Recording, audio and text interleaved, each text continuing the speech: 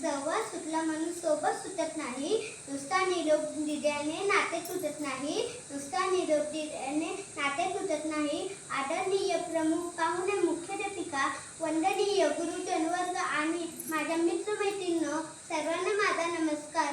आज आपण इथे निरोप समारंभासाठी एकत्र जमलेलो आहोत. हा थोडासा भावुक आणि हळवा क्षण आहे. या शाळेने आम्हाला घडविलेले आहे. येथील शिक्षकांनी आम्हाला ज्ञानासोबत चांगले संस्कार दिले आहेत.